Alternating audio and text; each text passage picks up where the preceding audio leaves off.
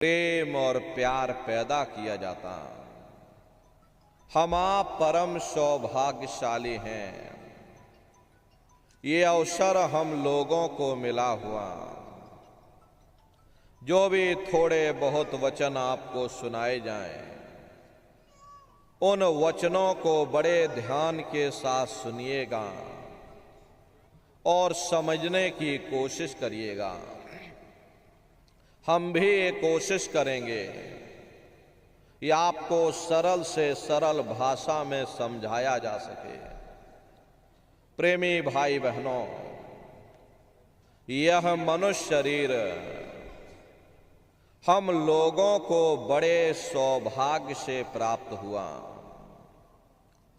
ये जीवन बहुत अनमोल है। उस परम पिता परमात्मा ने हमको यह जीवन केवल इसीलिए दिया है ताकि हम जीते जी उस प्रभु की भक्ति करके अपनी जीवात्मा का कल्याण करा सकें। ये 5 तत्वों का पुतला, ये पंच भौतिक शरीर हम लोगों को एक निश्चित समय के लिए मिला हुआ। एक निश्चित समय को हम आप नहीं जानते हैं, किंतु जिसका ये मकान है, जिसका ये शरीर है, वो अवश्य ही जानता है। और समय पूरा हो जाने पर मकान मालिक जबरदस्ती इस मकान को खाली करवा देगा। उस समय न जमीन जायदाद काम आएगी, ना ये धन और संपत्ति काम आएगी। जीवात्मा को निकाल करके इस शरीर से बाहर कर दिया जाएगा। ये शरीर हमारा आपका यहीं जमीन पर गिर पड़ेगा, क्योंकि जीवात्मा के निकल जाने के बाद में ये शरीर सिर्फ एक माटी का पुतला है, उससे ज्यादा कुछ भी नहीं। आप इस मिट्टी के पुतले को ले जा करके शमशान भूमि पर जला करके राख कर दोगे। हमारा आपका नाम, हमारे आपकी ये जात और बिरादरी, जिसके लिए हम लोग लड़ते और झगड़ते थे, ये रुतबा, ये शानो शौकत उसे शमशान भूमि पर जल करके राख हो जाएगी। महात्मा प्रेम से जीवों को समझाते हैं कि भाई मिले नरदेह यह तुमको, बनाओ काज कुछ अपना और पचो मत आ इस जग में, जानियो रैन का सपना। प्रेमी भाई बहनों, जैसे रात में हम लोग स्वप्न देखते हैं, हालांकि उस समय पर हमें स्वप्न सच मालूम पड़ता है, असली प्रतीत मालूम होता है। लेकिन जब हम लोग सुबह उठते हैं, जब हमारी आंखें खुलती हैं, तब हमें होश आता है कि नहीं भाई, हम तो स्वप्न देख रहे थे, ये सब भ्रम है। ठीक उसी प्रकार से ये दुनिया भी 10-20 100 साल का स्वप्न है। अब आप कहोगे हम जाग रहे, परंतु प्रेमी भाई बहनों, ऐसा हरगिज नहीं है।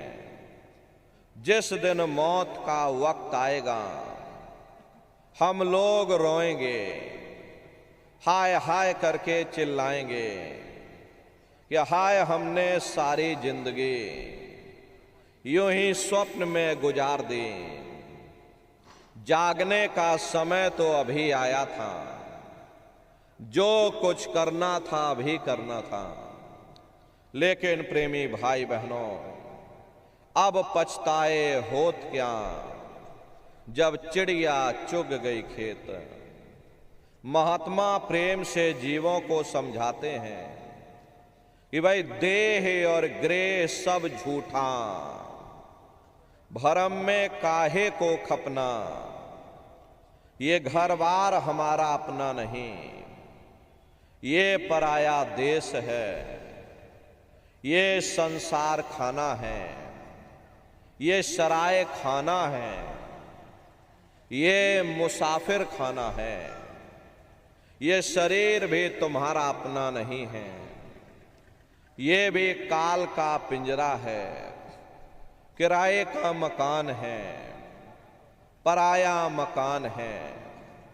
किसी को 40-50 साल के लिए मिला और किसी को 80-90-100 साल के लिए मिल गया। जितने जितने श्वास उस मालिक ने बख्शे हैं, उसे भुगतने के बाद में हमें शरीर को यहीं छोड़ जाना। श्वास दुधारा नित ही जारी, एक दिन खाली चाम। प्रेमी भाई बहनों, एक तालाब पानी से चाहे कितना भी क्यों ना भरा हो, आप एक छोटी सी नाली काट कर खोल दीजिए, तालाब में छोटा सा छेद कर दीजिए, तो सारा पानी ही तालाब से बाहर निकल जाएगा। ठीक उसी प्रकार से हमारा ये शरीर भी श्वासों का भंडार है, और जब तक श्वासों का भंडार जारी है, हम दुनिया के काम काज में फंसे हुए, दुनिया के कारोबार में हम आप उलझे हुए। लेकिन जिस वक्त ये श्वासों का भंडार खाली होगा, हर टेलीफोन खड़क जाएंगे, तार पहुंच जाएंगे, संदेश पहुंच जाएंगे, सब रिश्ते नातेदार, सब कुटुंब परिवार वाले, सब अड़ोस पड़ोस वाले मिनटों सेकंडों में इकट्ठा हो जाएंगे। प्रेमी भाई बहनों, हरे जिस शरीर से तुम इतना प्रेम किया करते थे, उसे कोई एक रात भी घर में रखने को तैयार नहीं होता। कंधों पर लटका करके शमशान भूमि पर छोड़ करके आ जाते हैं। हिंदू लोग तिनका तोड़ाते हैं, जैसे तिनका टूट गया, तेरा मेरा रिश्ता नाता टूट गया। मुसलमान, सिख या ईसाई लोग खाक की मिट्टी कब्र में डाल देते कि जो मेरे लिए खाक की मिट्टी है, वह मेरे लिए तू है। मामूली कष्ट नहीं होता, मौत के समय में घनघोर पीड़ा होती है। जनमत मरत दुसह दुख हुई। सहजोबाई ने बयान किया है कि सहजो मौत आईया, अंग अंग दिया तोड़, और हिया जरे छाती फटे, उठे पीर घनघोर। गुरु महाराज सत्संग में फरमाते थे, जैसे 1,00,000 बिच्छू एक साथ मिल करके हमारे शरीर पर डंक मारें, उससे भी लाखों करोड़ों गुना ज्यादा मौत के समय में दर्द होता है। जब मृत्यु आती है तो किस तरह से प्राण निकलते हैं, प्राणों के निकलने की क्या प्रक्रिया होती है, पहले उसे आप अच्छी तरह से समझ लीजिए। सिमटत भास श्वास उठ जावे, और प्राण पति जम सिमट समावे। उस समय हमारी ये श्वासें रुक जाती हैं, शरीर की चेतना पीछे की तरफ खिसकने लगती है, तो सबसे पहले गुदा चक्र टूटता है। क्योंकि गुदा चक्र में पृथ्वी का वास होता है। गुदा चक्र टूट करके ऊपर इंद्रिय चक्र में समा जाता है। इंद्रिय चक्र में जल का वास होता, यानी जल ने पृथ्वी को घोल दिया। फिर जब इंद्रिय चक्र टूटेगा तो ऊपर नाभि चक्र में समा जाएगा। नाभि चक्र में अग्नि का वास होता, यानी अग्नि ने फिर जल को सुखा दिया। ये नीचे से सिमटाव होता है, नीचे से ऊपर की ओर सिमटाव होता। फिर जब ये नाभि चक्र टूटेगा तो हृदय चक्र में समा जाएगा। हृदय चक्र में वायु का वास होता, यानी वायु ने अग्नि को अपने में समाहित कर लिया। आकाश में उड़ गई, ये आलियां ऊपर पलट जाती हैं, मुंह खुला का खुला रह जाता। महात्मा प्रेम से जीवों को समझाते हैं कि भाई जब यह कर्म कला उपजावे और बुद्धि सुरत की आन दबावे, जब यह जीवात्मा पांचों तत्वों को लांग करके जल पृथ्वी अग्नि वायु आकाश पांचों तत्वों को लांग करके ऊपर आती हैं, तो काल दाढ़ में आन दवानी और जब ढरके नैनन से पानी। जब काल अपनी दाढ़ में दबाता है उस समय नेत्रों से पानी निकलता है, इंद्रियां टूट टूट करके चकनाचूर हो जाती हैं, सब रिश्ते नातेदार खड़े रह जाएंगे।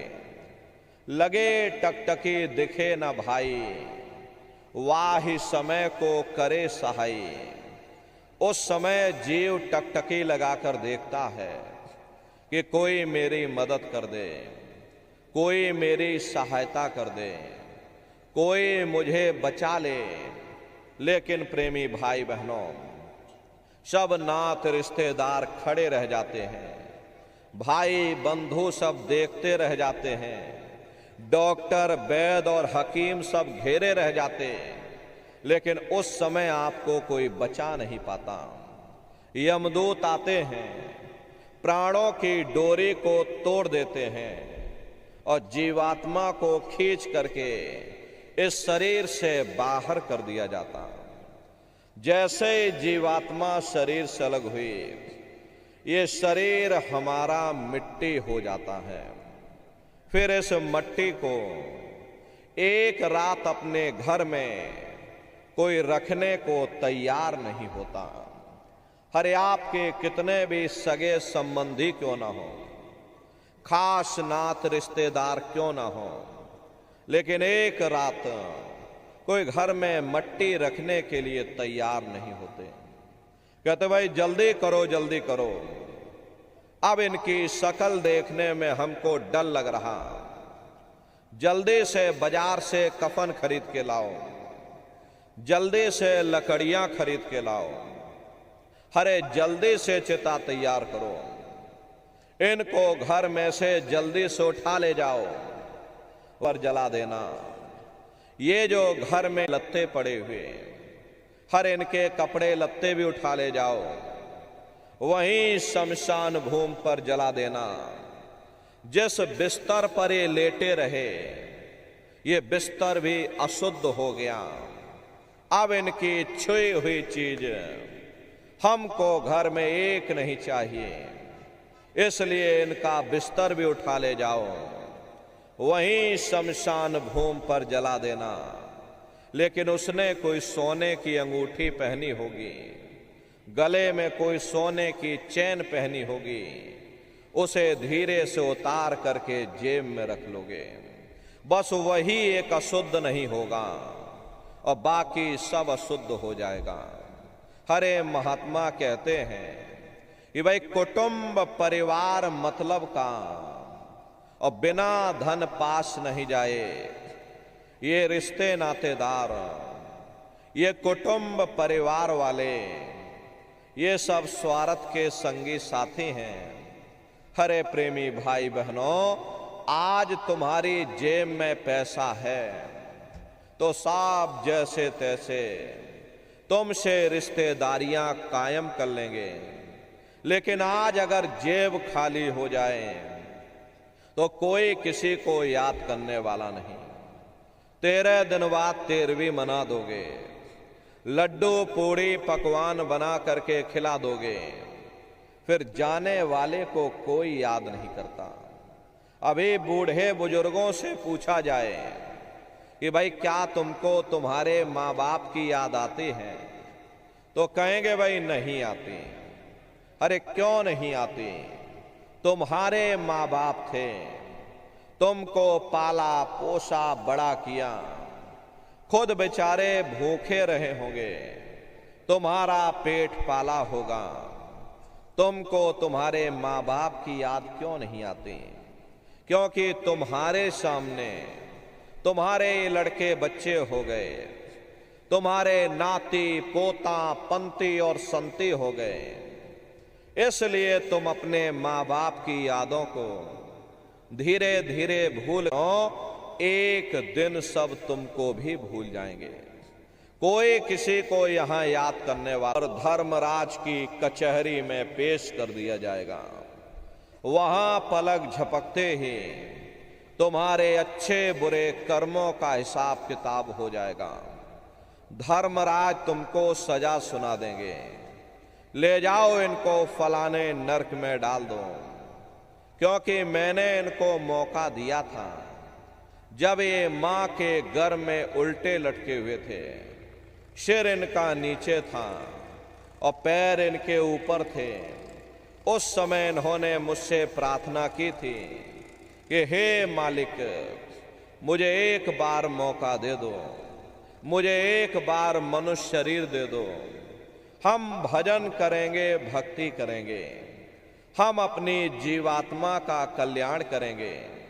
तो मैंने इनकी प्रार्थना को स्वीकार कर लिया और इनको मैंने सुंदर सा ये मनुष्य शरीर दे दिया और कह करके मैंने भेजा था कि भाई ये मनुष्य शरीर ये किराए का मकान है, ये तुम्हारा अपना नहीं है।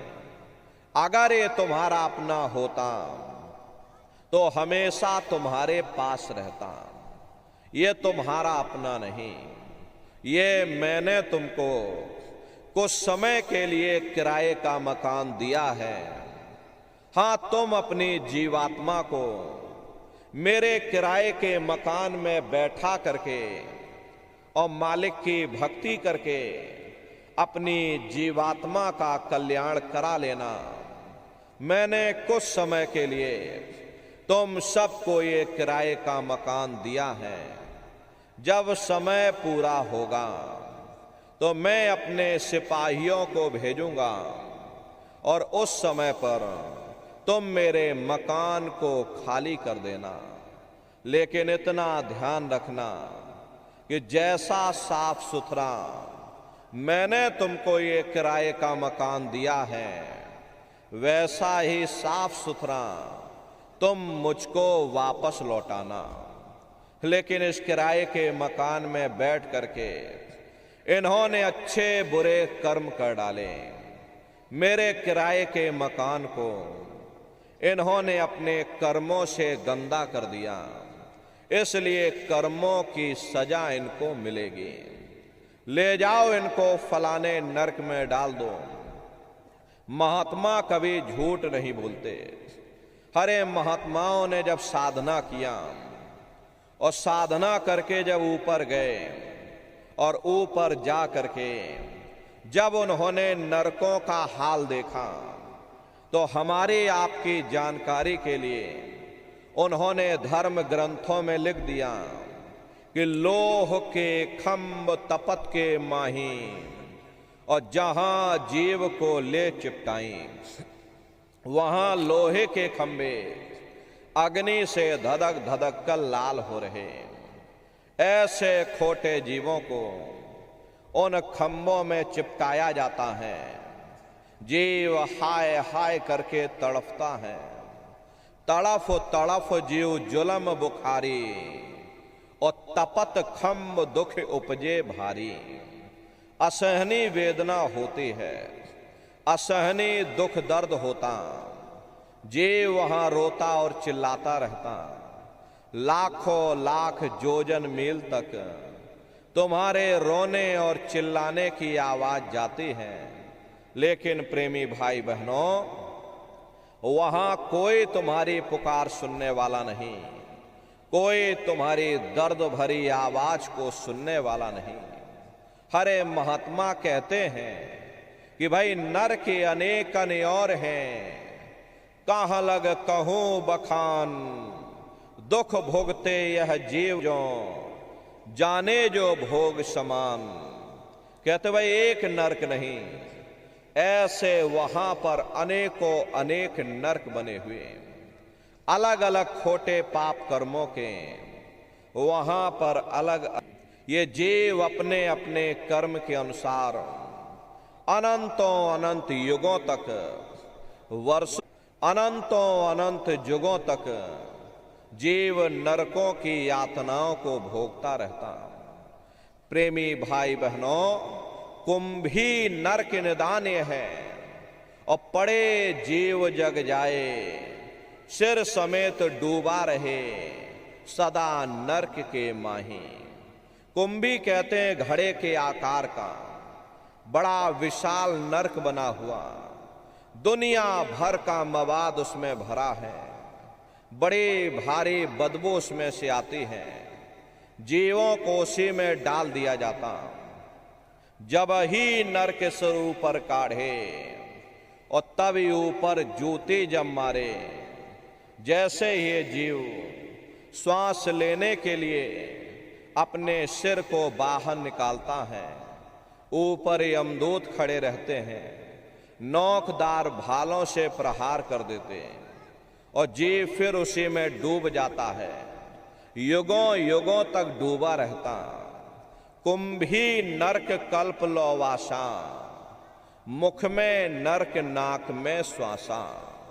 कल्प लोवासा यानी 1000 चौकड़ी युग का एक कल्प होता है, और कल्प लोवासा यानी युगों युगों तक ये जीव नरकों की यातनाओं को भोगता रहता। और नरकों की यातनाएं भोगने के बाद में इसे जीवात्मा को नहीं दिया जाता, बल्कि इसे 4 खान 84 लाख योनियों में डाल दिया जाता। जैसे बच्चा होता है, बच्चा पहले कक्षा 1 पास करेगा और फिर कक्षा 2 में जाएगा, ऐसे ही वहां पर भी पूरा चैनल बना हुआ। नरकों की यातनाओं को भोगने के बाद में इन्हीं जीवों को 4 खान 84 लाख योनियों में डाल दिया जाता। प्रेमी भाई बहनों, ये 4 खान 84 लाख योनियां ये कोई मामूली योनियां नहीं होती। 4 खान का मतलब होता है अंडज पिंडज उपमज स्थावर, ये 4 खाने होती हैं। पहली श्रेणी तो इन पेड़ पौधों की आती है जिनके अंदर पानी का तत्व मौजूद होता है। कभी ये भी मनुष्य हुआ करते थे, लेकिन आज अपने कर्मों का भोग पा रहे हैं, एक जगह पर बेचारे पेड़ बनके खड़े हुए। दूसरी श्रेणी कीड़े मकोड़ों की आती है जिनके अंदर पृथ्वी और अग्नि का तत्व मौजूद होता है। तीसरी श्रेणी पंछियों की आती है, चौथी चौपाए जानवरों की आती है, और 5वीं स्वयं इंसान की आती है जिसके अंदर 5 तत्व जल पृथ्वी अग्नि वायु आकाश 5 तत्व मौजूद होते। प्रेमी भाई बहनों, ये 4 खाने हैं, इनकी अलग अलग कुल 84 लाख योनियां इनमें बटी होती हैं। अब आप पेड़ पौधों को देखिएगा, तो आम का पेड़ अलग है, नीम का पेड़ अलग है, पीपल का पेड़ अलग है। ऐसे ही अलग अलग प्रजातियों के कीड़े मकोड़े, अलग अलग प्रजातियों के पशु पंछी, कुल मिलाकर 84 लाख योनियां हैं। हम दुनिया के जीव नरकों की यातनाओं को भोगने के बाद में इन्हीं 84 लाख योनियों में डाल दिए जाते हैं। मामूली कष्ट नहीं होता।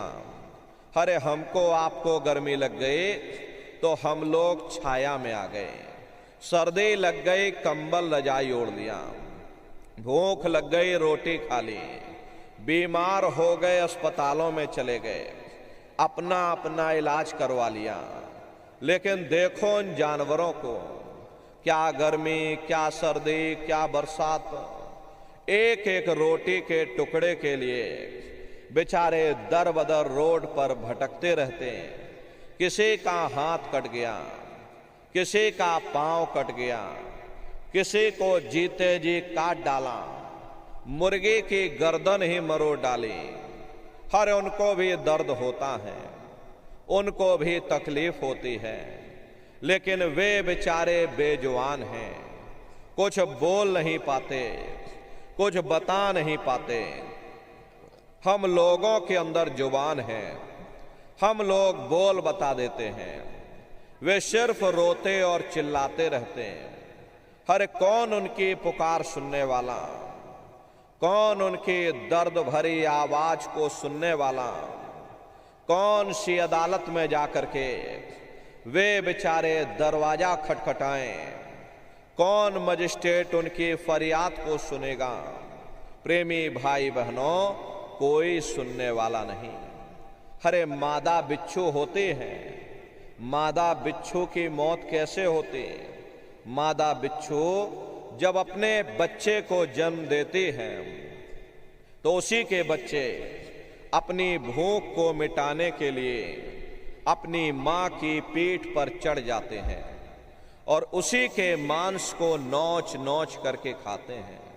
वो तड़फती रहती है, कराहती रही है, लेकिन जब तक हड्डी हड्डी ना बच जाए उसके बच्चे अपनी मां की पीठ से नीचे नहीं उतरते।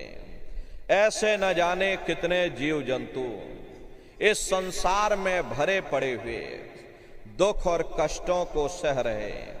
अरे कई जन्म भय कीट पतंगा, कई जन्म भय मीन कुरंगा, कई जन्म पंखी सरफोयो और कई जन्म हैवर वृक्ष जोयो।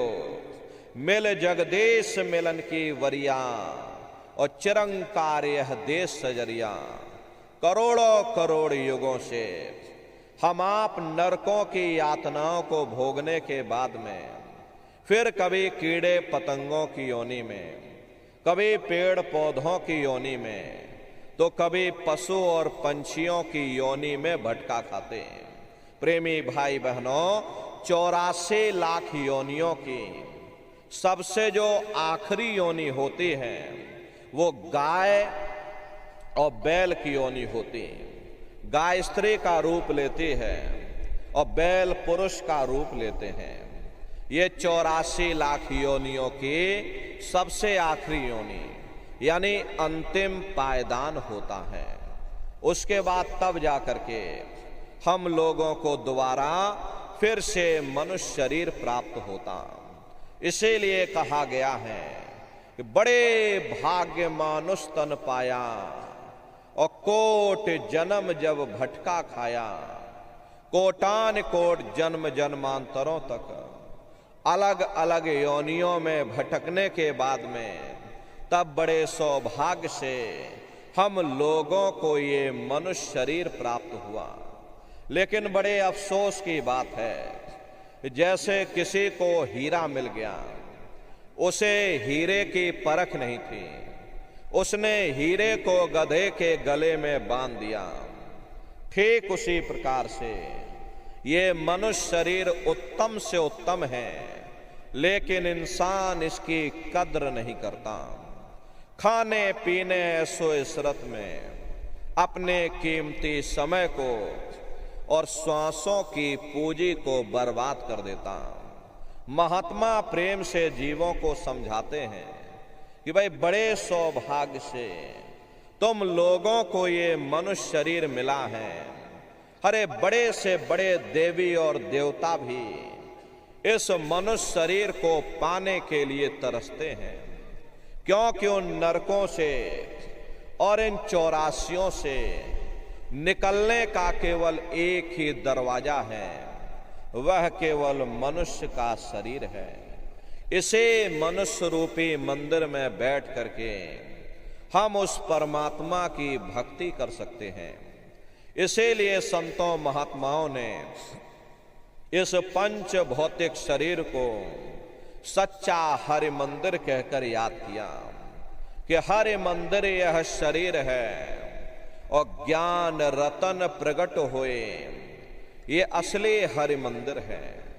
जब भी वो परमात्मा मिलेगा इसे हरि मंदिर के अंदर मिलेगा। इसे पंच भौतिक शरीर को ईसा मसीह साहब ने टेम्पल ऑफ लिविंग गॉड यानी जिंदा ईश्वर का मंदिर कहा। इसे पंच भौतिक शरीर को मुसलमान फकीरों ने कुदरती काबा कहकर याद किया। इसे पंच भौतिक शरीर को गुरु नानक साहब ने नर नारायणी देह कहकर याद किया। ये वो देह है जिसमें नारायण स्वयं विराजमान है। अरे वो नारायण जब भी मिलेंगे तो मैं तुम्हारे अंदर मिलेंगे। यही कबीर साहब ने लिखा है कि जो तिल माही तेल है, जो चकमक में आग, तेरा साईं तुझ में और जाग सके तो जाग। जिस तरह से तिल में तेल होता है, पत्थर में अग्नि होती है, ठीक उसी तरह से वो मालिक हरेक के घट घट में, हरेक के वजूद के अंदर बैठा हुआ।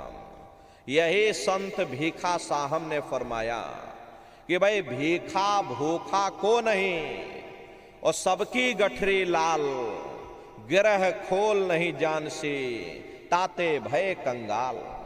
यानी उस परमात्मा ने इस शरीर के अंदर कोई कमी नहीं रखी, सबके अंदर नाम रूपी अमूलक दौलत रखी हुई।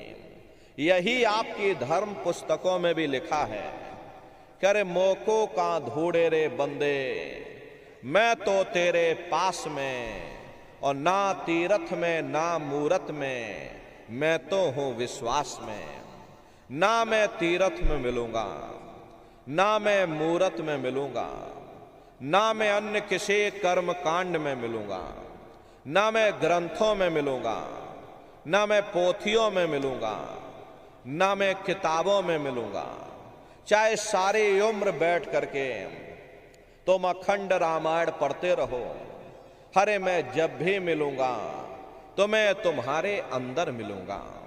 प्रेमी भाई बहनों, बड़ी सीधी सी बात है कि अगर खाना बनाने की किताब सारी उम्र बैठ करके पढ़ते ही रहोगे कि भाई खाना ऐसे बनता है और खाना वैसे बनता है, खाने में नमक डाला जाता है और खाने में तेल डाला जाता है, तो कभी तुम्हारा पेट नहीं भर सकता। जब तक आप खाना बनाओगे नहीं, उसे स्वयं खाओगे नहीं, कभी तुम्हारा पेट नहीं भर सकता। हम वेदों की निंदा नहीं करते, हम ग्रंथों की निंदा नहीं करते, हम गीता कुरान और बाइबल की निंदा नहीं करते। अरे वेद शास्त्र गीता कुरान और बाइबल कहते हैं कि भाई मनुष्य के अंदर अंड खंड ब्रह्मांड है, स्वयं वो परमात्मा इसके अंदर बैठा हुआ। चलो अंदर चलो, अंदर चल करके उस परमात्मा का दर्शन दीदार करो। अब सवाल ये उठता है, भाई आखिर हम अपने अंदर जा करके उस परमात्मा का दर्शन कैसे करेंगे? तो इसके लिए संतों महात्माओं ने केवल 3 साधन बताए। साधन 3 सार्योन वर्णे और साधन सब थोथे मान। इस कलयुग में उस मालिक को प्राप्त करने के लिए संतों महात्माओं ने केवल 3 साधना बताई। पहला है सुमरन, दूसरा है ध्यान और तीसरा है भजन। सुमरन कहते हैं मालिक को याद करना, ध्यान कहते हैं अपनी दिव्य दृष्टि को खोलना, और भजन कहते हैं कान में उंगली डाल करके उस शब्द को सुनना, उस नाम को सुनना, उस देववाणी आकाशवाणी को सुनना जो 24 घंटे तुम्हारे अंदर गूंज रही। प्रेमी भाई बहनों, ये सुरत शब्द नाम योग की साधना है। संतों का जो इतिहास रहा, संतों के इतिहास में जितने भी संत महात्मा फकीर आए, सभी महात्माओं ने सुरत शब्द नाम के भेद को जारी किया। सबसे पहले कबीर साहब आए। कबीर साहब ने सुरत शब्द नाम के भेद को जाहिर किया। उसके बाद गुरु नानक साहब आए। गुरु नानक साहब ने भी सुरत शब्द नाम के भेद को ही जाहिर किया। उसके बाद और भी महात्मा आए, कबीर, नानक, दादू दरिया, भीखा साहब, रविदास जी महाराज, पलटू साहब जी महाराज, जगजीवन साहब जी महाराज, अरे आप चित्रकूट में चले जाइए, गोस्वामी जी महाराज जिन्होंने रामचरित्र मानस बनाए, उन्होंने भी सुरत शब्द नाम के भेद को जाहिर किया। राजस्थान की धरती पर देखो मीराबाई हुई, सहजोबाई हुई, उन्होंने भी उस मालिक को पाया तो सुरत शब्द नाम योग की साधना करके पाया। प्रेमी भाई बहनों, ये सुरत शब्द नाम योग की साधना है। इस साधना की 3 क्रियाएं हैं, सुमरन, ध्यान और भजन। तो कैसे आप लोग सुमरन करोगे, कैसे आप लोग ध्यान करोगे और कैसे आप लोग भजन करोगे, जरा बैठ करके अच्छी तरह से समझिएगा और फिर घर पर जा करके करिएगा। तो सबसे पहले सुमरन कैसे किया जाएगा? सुमरन करने के लिए एक माला आप लोग ले लेना। ये देखिए प्रेमी भाई बहनों, 108 दाने की ये माला है। अपने अपने घरों में बैठ करके बाहर से अपनी आंख को बंद कर लेना। दोनों आंखों के मध्य भाग में अपने ध्यान को रोक करके, अपने ध्यान को एकाग्र करके और दाने दाने पर जय गुरुदेव नाम का उच्चारण करिएगा। हर दाने पर जय गुरुदेव नाम, हर दाने पर जय गुरुदेव नाम, जय गुरुदेव, जय गुरुदेव, जय गुरुदेव, कुल 108 बार करिएगा। दोबारा इसी जगह फिर वापस आ जाओगे। जब आप जय गुरुदेव नाम का उच्चारण करोगे तो दोनों आंखों के मध्य भाग में अपने ध्यान को रोक करके और दाने दाने पर जय गुरुदेव नाम का उच्चारण करिएगा। जिसको आप याद कर रहे हो, एक समय ऐसा आएगा वो अंतर में तुम्हारे सामने प्रकट हो जाएगा। उसके स्वरूप को देख लेना, फिर उसी के स्वरूप को याद करके जय गुरुदेव नाम का सुमरन सभी नए प्रेमी भाई बहन करिएगा। दूसरी बार फिर यहीं से जय गुरुदेव नाम का सुमरन, तीसरी बार फिर यहीं से जय गुरुदेव नाम का सुमरन। इस तरह से कुल 8 बार जय गुरुदेव नाम का सुमरन सभी नए प्रेमी भाई बहन करिएगा। 8 बार करने के बाद ये माला आप रख देना। प्रेमी भाई बहनों, ये जय गुरुदेव नाम किसी साधारण इंसान का नाम नहीं है, ये स्वयं उस अनामी महाप्रभु का नाम है।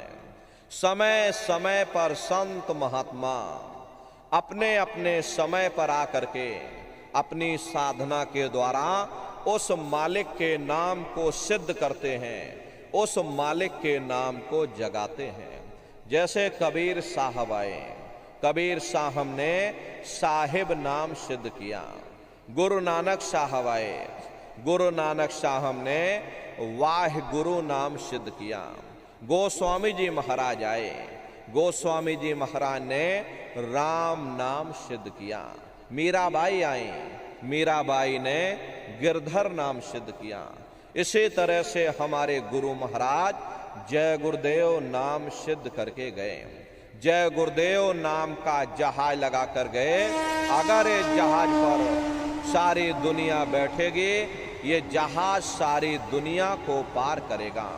प्रेमी भाई बहनों, नए जीवों के लिए नामदान की प्रक्रिया को और सरल से सरल किया गया। वरना बहुत से पुराने प्रेमी हैं, और अगर उनसे पूछा जाए कि भाई जरा नाम रूप स्थान गाजे बाजे बता दो, वो तक भूल जाते हैं। अब इतने पुराने हो करके आज तक याद नहीं कर पाए तो बड़ा भारी दोष लगता है। इसीलिए नए जीवों के लिए नामदान की प्रक्रिया को और सरल से सरल किया गया। बहुत से बगैर पढ़े लिखे लोग हैं, चाहे बूढ़े बुजुर्ग हों, चाहे बच्चे बच्चियां हों, आसानी से आप लोग समझ जाओ, सुमरन ध्यान भजन कर सको। एक है साध है सब सद है, और सब साध है सब जाए। पहले अपने गुरु की उंगली पकड़ लो, क्योंकि गुरु बिन भव निज तरे न कोई। गुरु के बगैर कोई भी जीव इस भव सागर से पार नहीं जा सकता। गुरु गोविंदो खड़े और काके लागो पाई, और बलिहारी गुरु आपने जिन गोविंद दियो बताई। महिमा उन्हीं की है जिन्होंने गोविंद को लखा दिया। इसीलिए कहा जाता है कि भाई गुरुर ब्रह्मा गुरुर विष्णु गुरुर देवो महेश्वर गुरुर साक्षात पर ब्रह्मा तस्मै श्री गुरुवे नमः। तीन लोक नौ खंड में और गुरु से बड़ा न कोई, और करता करे न कर सके, और गुरु करे सो हुई। इसलिए प्रेमी भाई बहनों, साधना करने से पहले जय गुरुदेव नाम का सुमरन सभी नए प्रेमी भाई बहन करिएगा। सुमरन करने के बाद में फिर आप ध्यान पर बैठिएगा। दूसरा है ध्यान, और ध्यान कहते हैं दृष्टि को एकाग्र करना, अपनी दिव्य दृष्टि को खोलना। कैसे ध्यान करोगे जरा अच्छी तरह से समझ लीजिए। अपने अपने घरों में पलथी मार करके बैठ जाइएगा। शरीर को टाइट मत करिएगा। बहुत से लोग क्या करते हैं कि ध्यान के समय अपने शरीर को बिल्कुल टाइट कर देते हैं। यदि आप अपने शरीर को टाइट कर दोगे तो ये शरीर आपका थक जाएगा, और फिर शरीर ढीला पड़ जाएगा, फिर जैसे के तैसे हो जाओगे। इसलिए पहले से ही अपने शरीर को बिल्कुल ढीला छोड़ देना। जितना आराम से आप बैठोगे उतना आपके लिए अच्छा रहेगा। तो ढीले बदन से आप लोग बैठिएगा। आंखों को धीरे से बंद कर देना। इन आंखों पर भी कोई जोर मत देना। जैसे सोते समय धीरे से आंख को बंद करते हो, ऐसे धीरे से आंख को बंद कर लेना। दोनों आंखों के मध्य भाग में दूर सामने अंतर में देखिएगा, आपको अंतर में अंधेरा दिखाई पड़ेगा। बस उसी अंधेरे में एक जगह पर अपनी दृष्टि को रोकिएगा। होशियारी यही रहे ये आंखों की पुतलियां हिलने न पाए। शुरुआती समय में ये आंखों की पुतलियां अंदर अंदर हिलेंगी, लेकिन जब आप अभ्यास करोगे, करत करत अभ्यास ते जड़ मत होत सुजान, जब अभ्यास करते रहोगे ये आंखों की पुतलियां हिलना बंद हो जाएंगी। तो दूर सामने अंधेरे में एक जगह पर अपनी दृष्टि को रोकिएगा। उस समय किसी के बारे में सोचना नहीं, किसी के बारे में विचार मत करिएगा। शरीर को बिल्कुल हिलाना डुलाना नहीं। शून्य हो करके बस सामने अंधेरे को देखते रहो। देखते देखते देखते देखते आपकी दृष्टि अंधेरे में एकाग्र हो जाएगी, और जैसे ही आपकी दृष्टि उस अंधेरे में एकाग्र होगी तो सुई की नोक के बराबर काले में भी काला बिंदु, बड़ा चमकीला बिंदु होगा, तारे की तरह चमचम चमचम चमकेगा, वो सामने आपको दिखाई पड़ जाएगा। जब वो सामने बिंदु दिखाई पड़ने लग जाए तब आप अपनी दृष्टि को उस बिंदु पर एकाग्र करिएगा। जब आप अपनी दृष्टि बिंदु पर एकाग्र करोगे तो बिंदु के चारों तरफ से बड़ा भारी प्रकाश निकलेगा, चक्र की तरह से बहुरंगी प्रकाश होगा। वो प्रकाश धीरे धीरे बड़ा होता चला जाएगा। साधक इतना मोहित हो जाता है कि बिंदु को तो छोड़ देता है और दाएं बाएं को देखने में लग जाता। जब आप दाएं बाएं प्रकाश को देखने में लग जाओगे, चूंकि प्रकाश उस बिंदु से निकल रहा और आपने बिंदु को छोड़ दिया, प्रकाश को देखने में लग गए, तो प्रकाश भी गायब हो जाएगा, वो बिंदु भी गायब हो जाएगा। फिर अंतर में अंधेरा छा जाएगा, फिर आपको उतनी मेहनत करनी पड़ेगी। इसलिए दाएं बाएं बिल्कुल मत देखिएगा। आपका निशाना उस बिंदु पर टिका रहे जिसमें से वो प्रकाश निकल रहा। प्रेमी भाई बहनों, एक टक हो करके आप उस बिंदु को देखते रहना। वही बिंदु दरवाजा है, वही बिंदु खिड़की है, उसी को हरि का द्वार यानी कि हरिद्वार कहा गया। जब एक टक हो गया वर्तमान, कोई भेद आपसे गुप्त नहीं रहेगा। लाखों वर्ष पहले क्या हुआ था और भविष्य में क्या होने वाला है, आप बैठ करके ध्यान में सब कुछ देख सकते हो। तो यह है ध्यान करने का तरीका। और तीसरा है भजन। गाने बजाने का नाम भजन नहीं है, नाच गाना ढोल मजीरा का नाम भजन नहीं है। भजन कहते हैं उस रूहानी आवाज को सुनना जो 24 घंटे तुम्हारे अंदर गूंज रही है। इस हरि मंदिर के अंदर वो आवाज बज रहा है।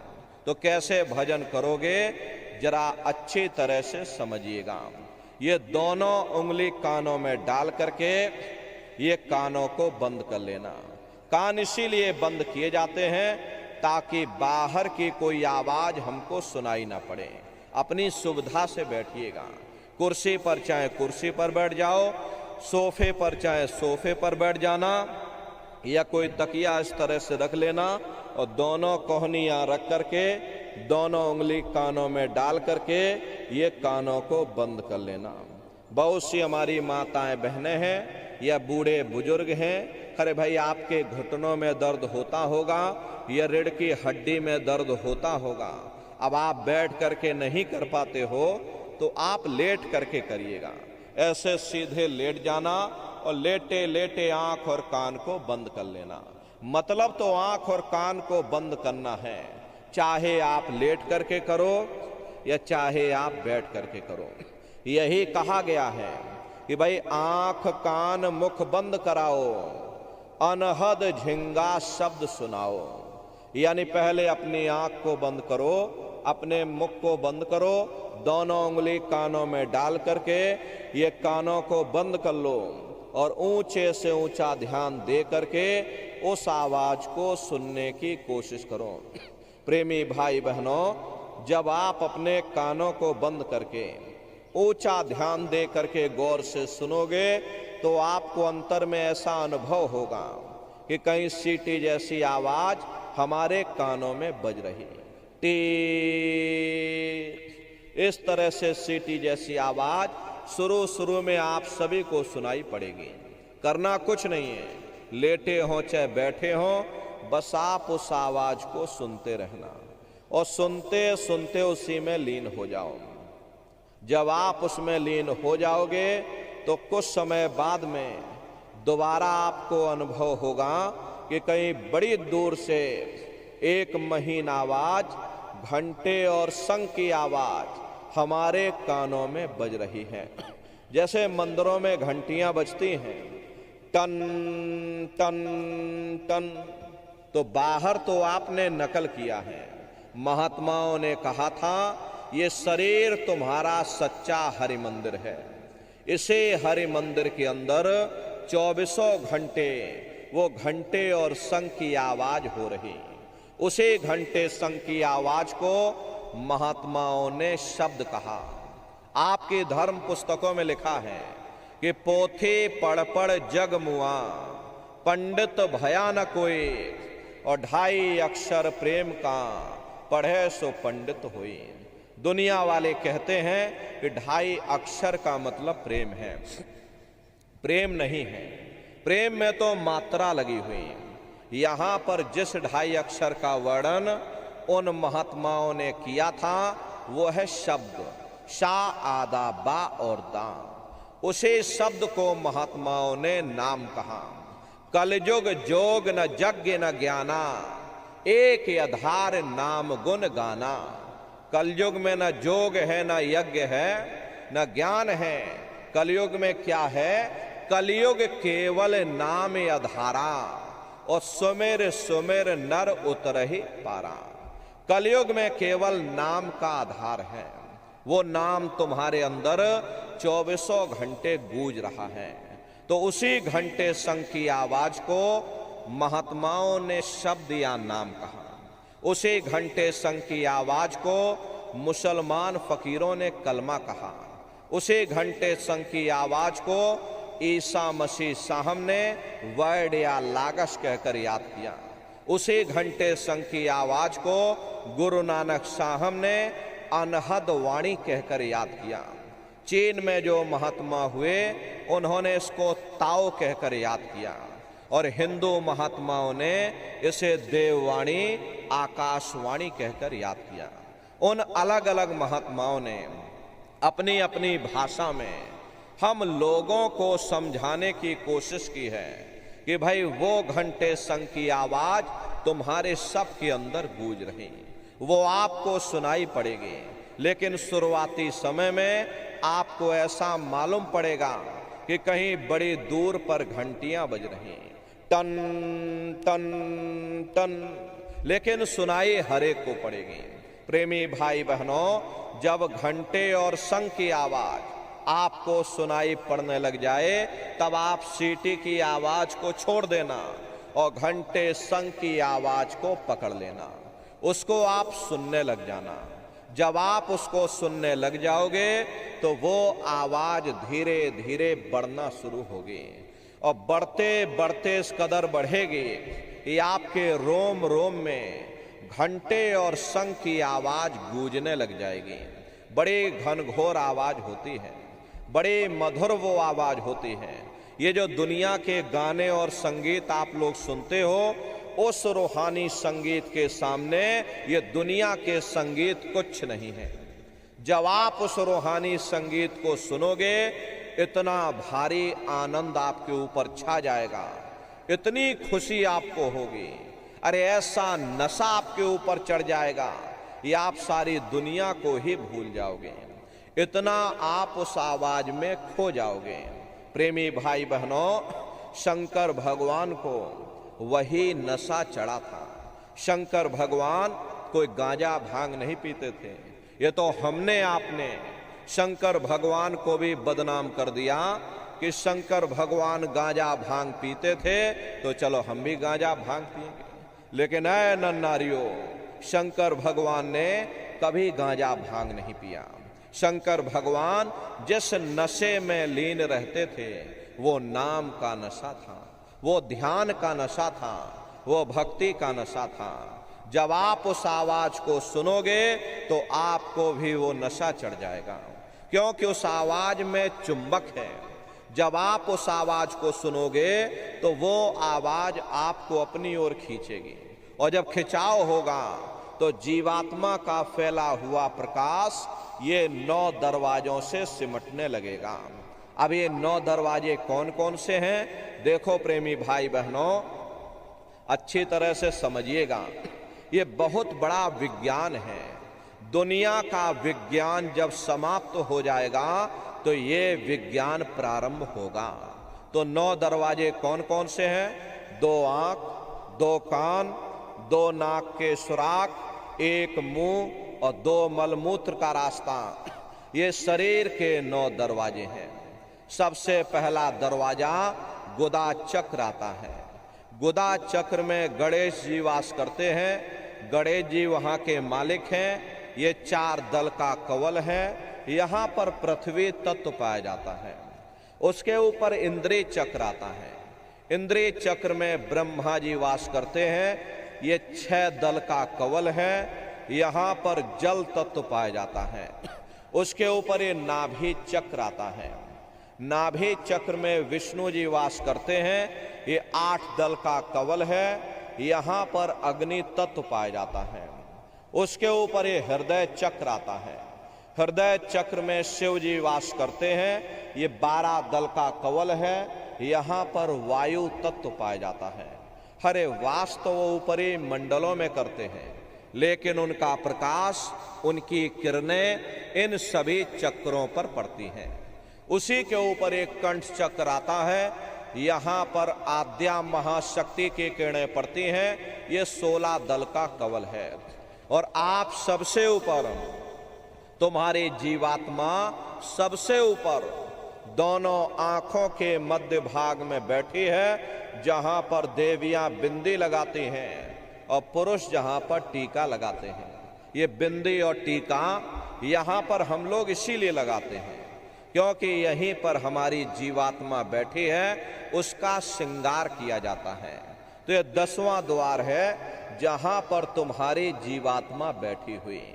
इसी 10वें दरवाजे पर बैठ करके ये जीवात्मा अपने प्रकाश को 9 दरवाजों में फैलाती है, जिससे आपका ये शरीर चलता है, आपके हाथ और आपके पांव चलते हैं।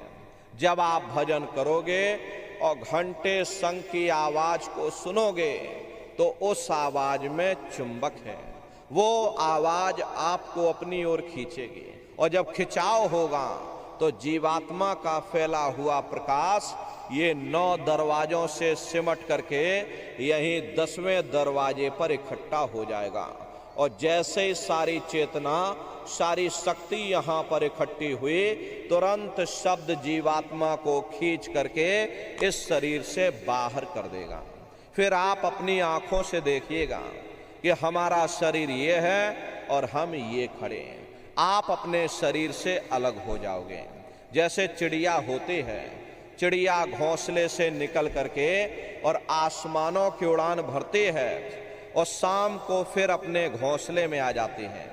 ऐसे तुम्हारी ये जीवात्मा इस शरीर रूपी घोंसले से निकल करके ब्रह्मांडों की सैर करेगी, देवी देवताओं के दर्शन करेगी, राम और कृष्ण के दर्शन करेगी और घूम करके फिर अपने शरीर रूपी घोंसले में वापस चली आएगी।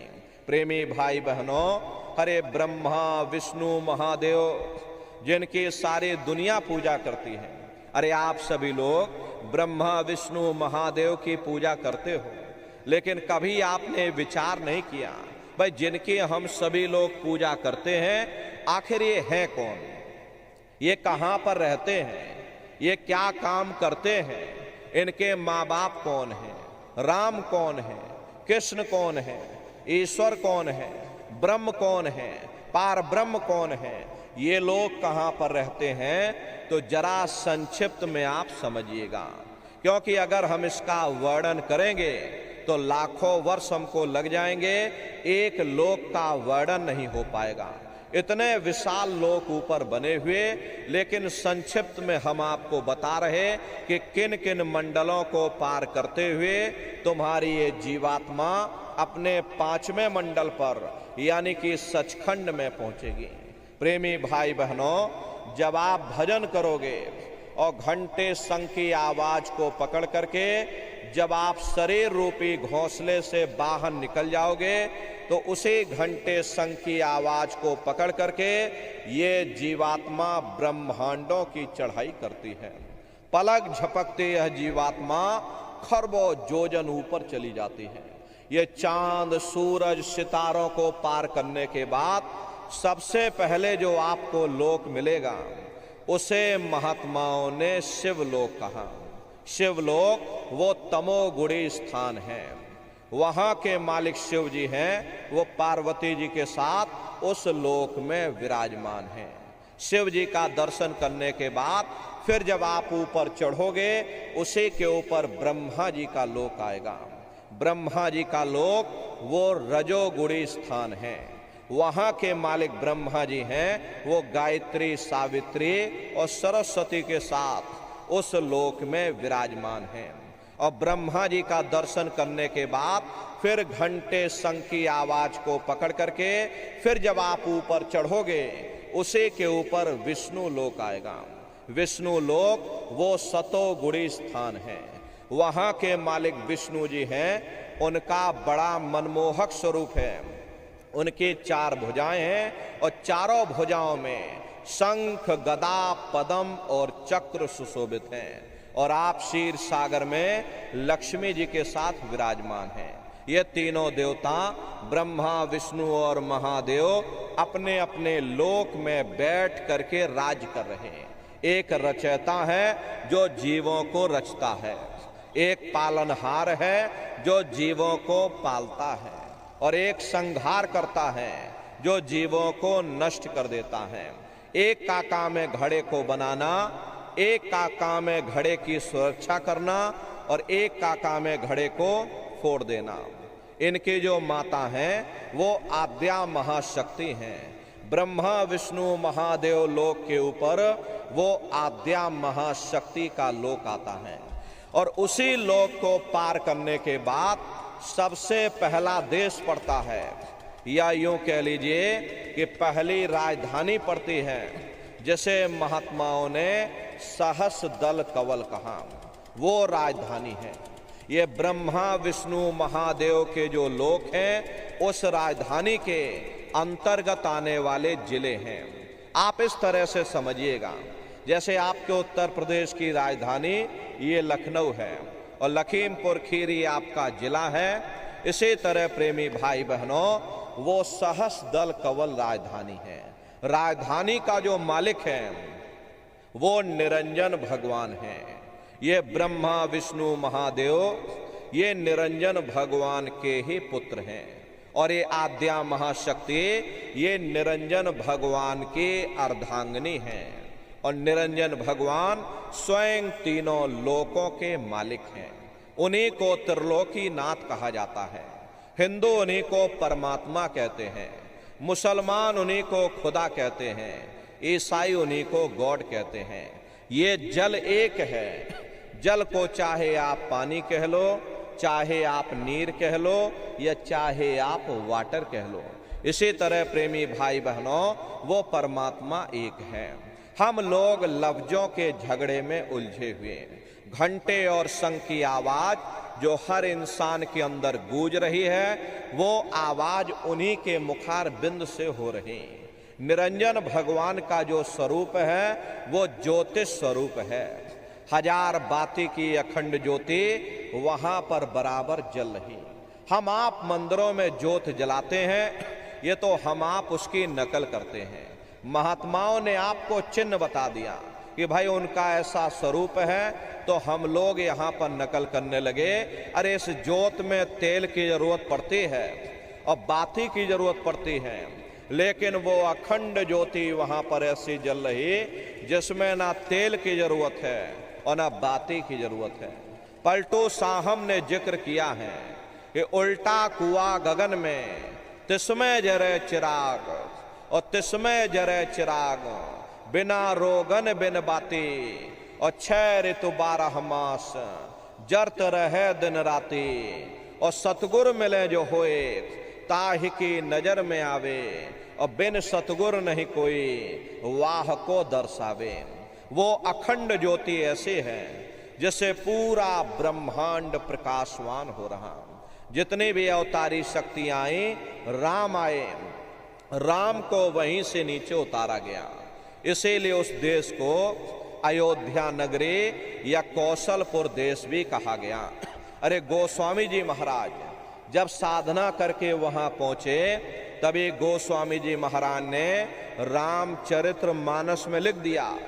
प्रेमी भाई बहनों, गोस्वामी जी महाराज ने रामचरित्र मानस में जो भी लिखा है वो सब अंतर का भेद लिखा है, लेकिन हम लोग बाहर मुखी क्रियाओं में फंसे हुए, इसीलिए हम लोग अर्थ का अनर्थ कर देते हैं।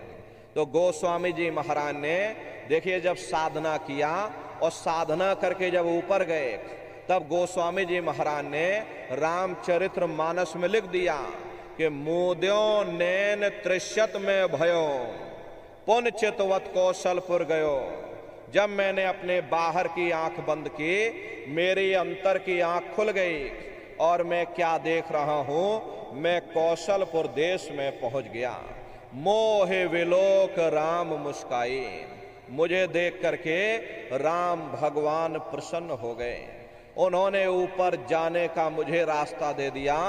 मैं ऊपर जा करके क्या देख रहा हूं, उधर माज सुने अंडज राया, देखें बहु ब्रह्मांड निकाया, अति विचित्र ताह लोक अनेका, रचना अधिक एक तेका।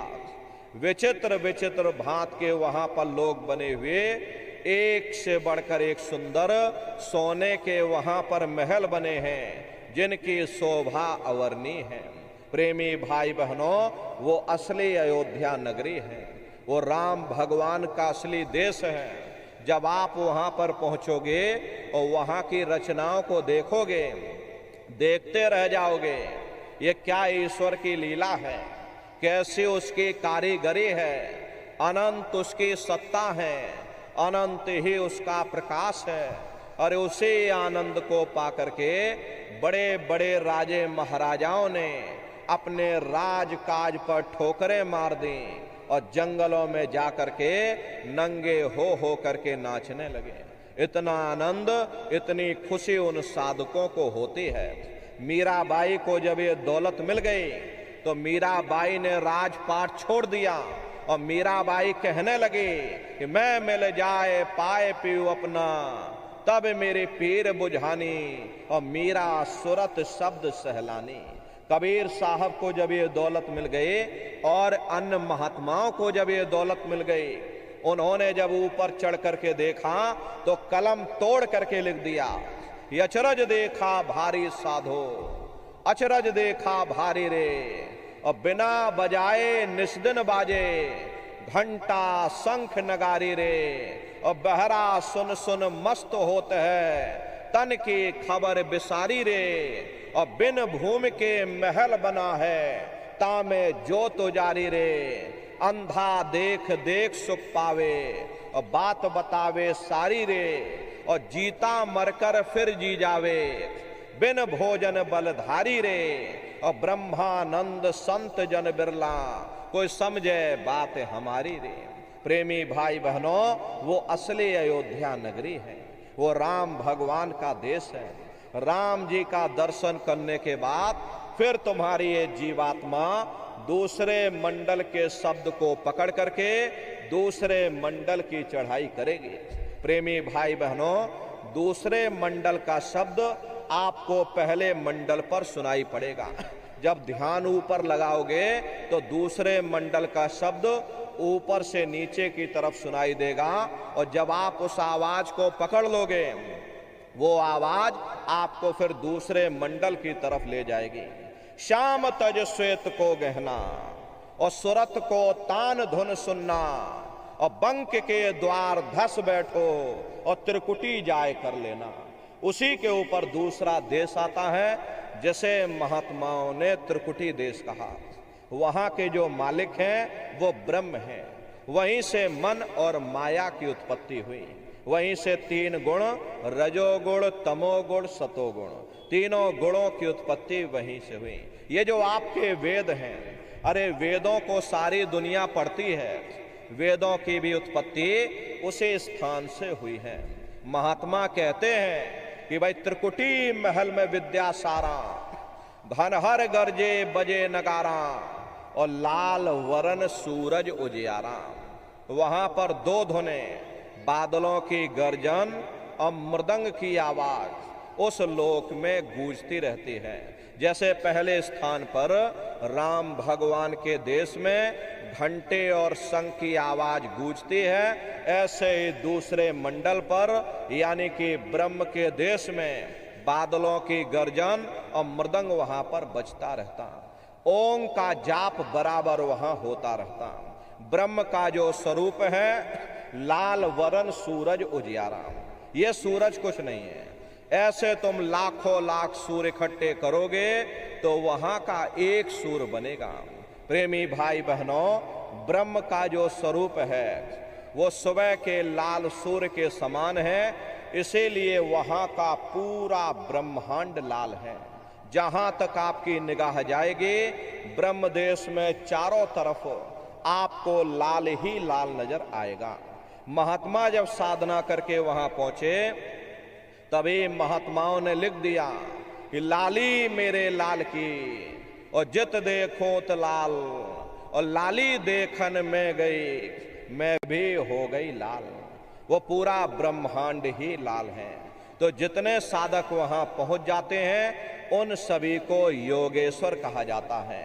योगेश्वर की पदवी उन्हीं को मिलती है जो ब्रह्म स्थान तक पहुंच रखते हैं। जैसे व्यास जी हुए, वशिष्ठ जी हुए, वाल्मीकि जी हुए, इन सब की पहुंच वहीं तक थी। इसीलिए कहा गया कि वाल्मीकि भय ब्रह्म समाना। जब इनकी जीवात्मा वहां पहुंची और जब इन्होंने ब्रह्म का दर्शन किया तो इनका स्वरूप भी ब्रह्म के समान यानी ब्रह्म स्वरूप हो गया।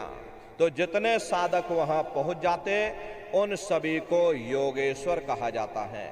योगेश्वर भगवान श्री कृष्ण उसी देश में वास करते हैं। ये जो ब्रह्म देश है वो श्री कृष्ण भगवान का ही देश है और श्री कृष्ण भगवान वहीं पर रहते हैं। ये बाहर की जन्माष्टमी नहीं है जो आप लोग मनाते हो, ये तो आप नकल करते हो।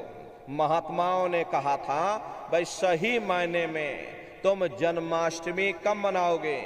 जब तुम्हारी ये जीवात्मा 5 तत्व जल पृथ्वी अग्नि वायु आकाश और 3 गुण रजोगुण तमोगुण सतोगुण 5 तत्व 3 गुणों से परे होकर के ब्रह्म देश में पहुंच करके जब कृष्ण भगवान का दर्शन कर लोगे तब सही मायने में जन्म अष्टमी मनाई जाएगी।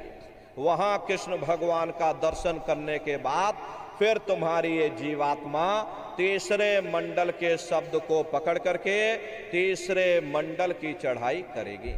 आगे पहुंची सुन झंकार, ररंकार धुन सुनी पुकार, आगे श्वेत सुन्न है भाई, मान सरोवर पैठ नहाई।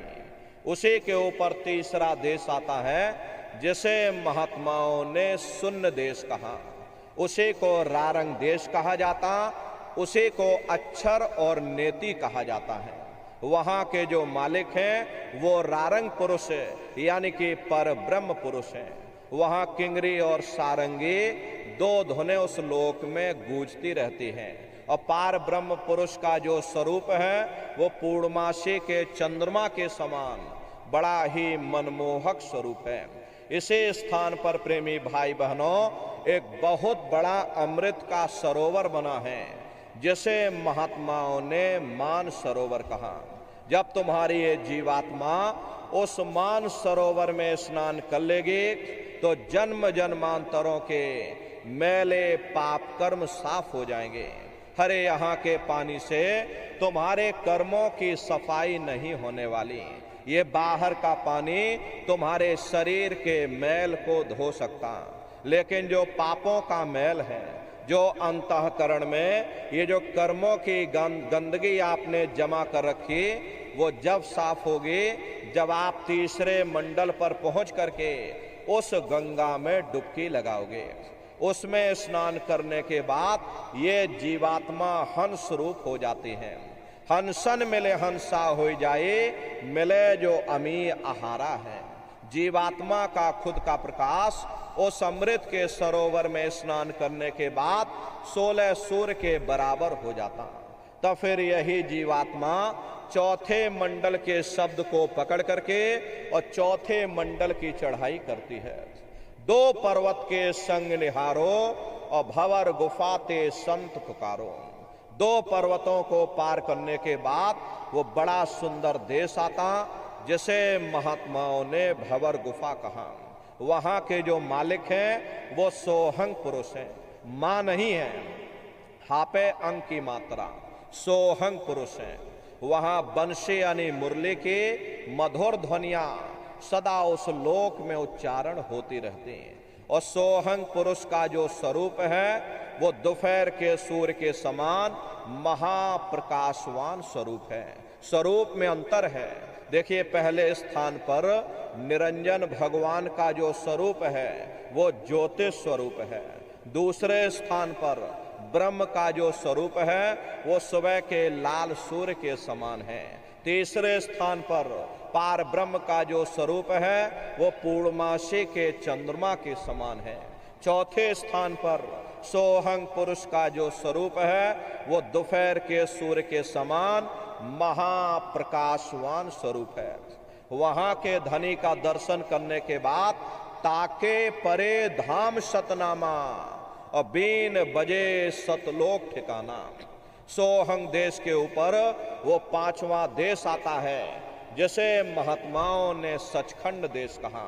वो सचखंड देश अजर अमर अविनाशी सदा एक रस रहने वाला देश है। वहां न काल है, न कर्म है, न दुख है, न संताप है, न पुण्य है, न पाप है। जो जीवात्माएं वहां पर पहुंच जाती हमेशा के लिए जन्म मरण के बंधनों से आजाद हो जाती।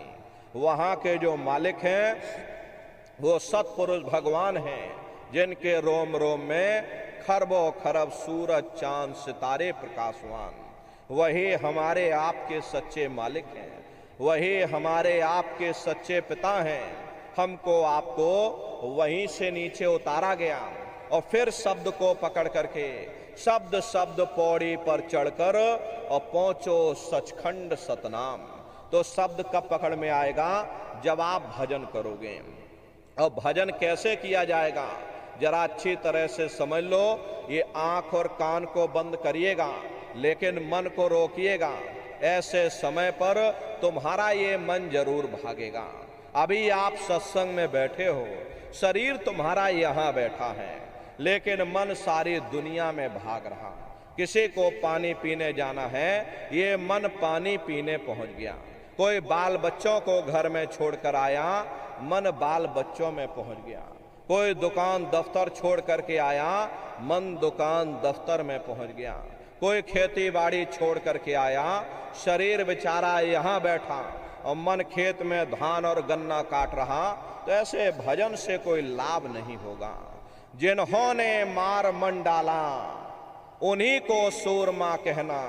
अगर दुनिया में कोई हमारा दुश्मन है वो केवल हमारा मन है।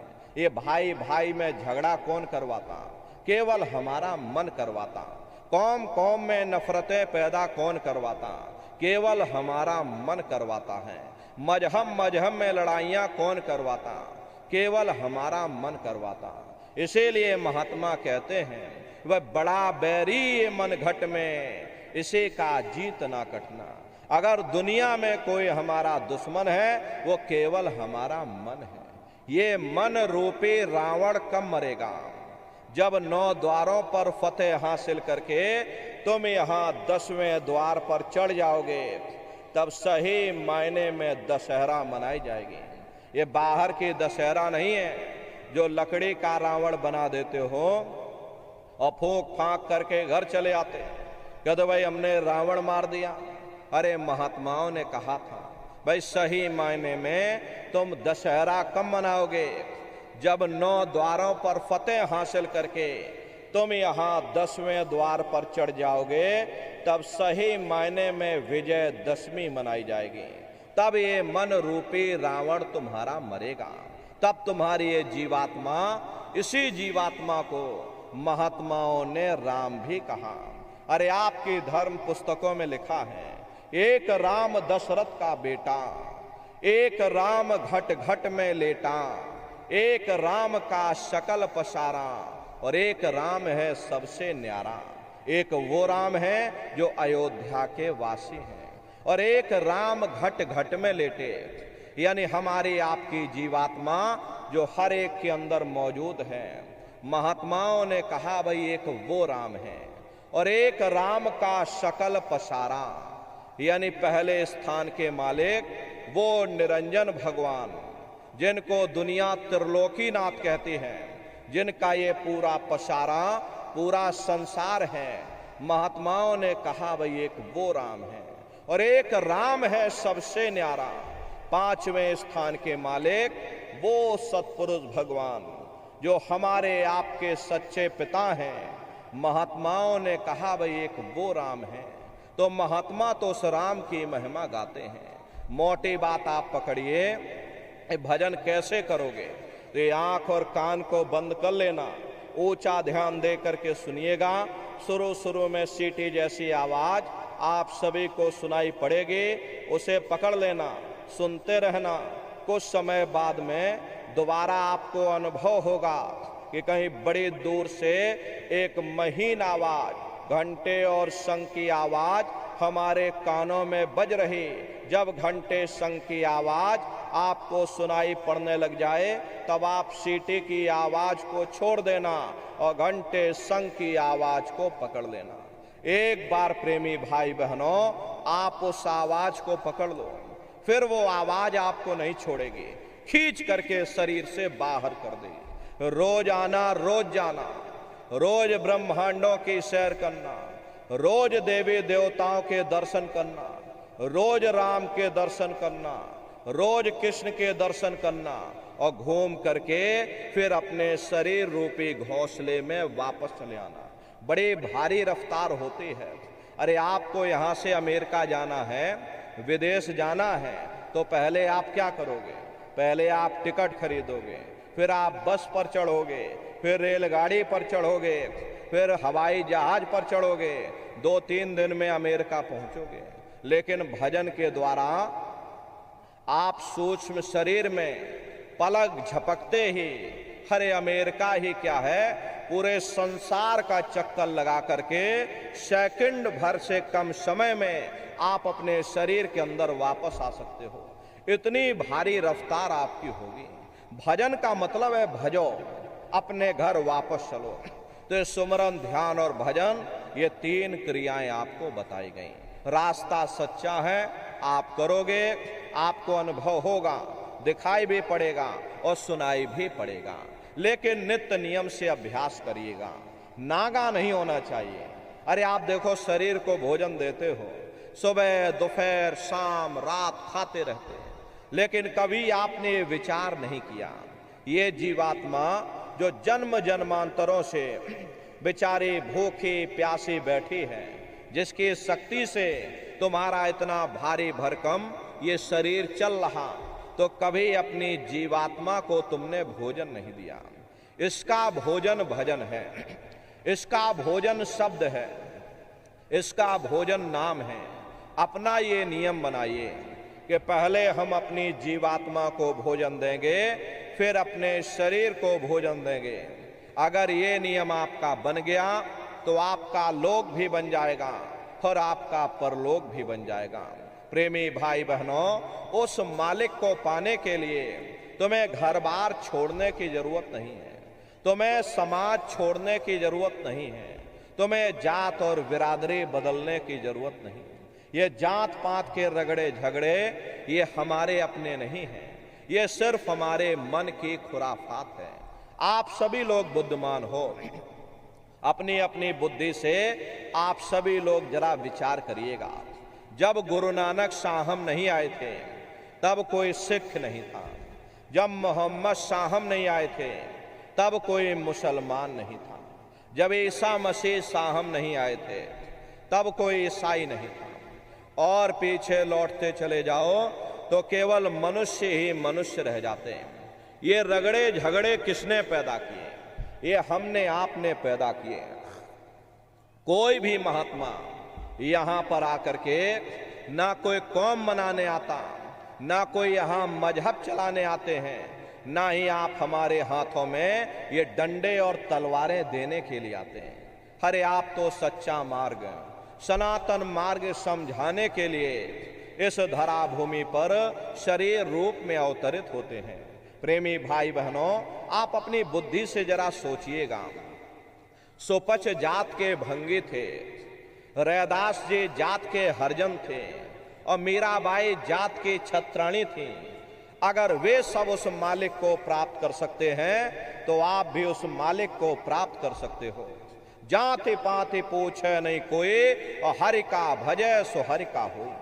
लोग यहाँ जात पात बनाते बनाते मर गए, लेकिन ऐ नन्नारियों, जब तुम्हारी ये जीवात्मा इस मनुष्य रूपी चोले को छोड़ करके ऊपर धर्मराज की कचहरी में पहुंचेगी, वहां ना तुमसे ये पूछा जाएगा कि भाई तुम किस जाति के हो, या तुम किस कौम के हो, या तुम किस मजहब के हो।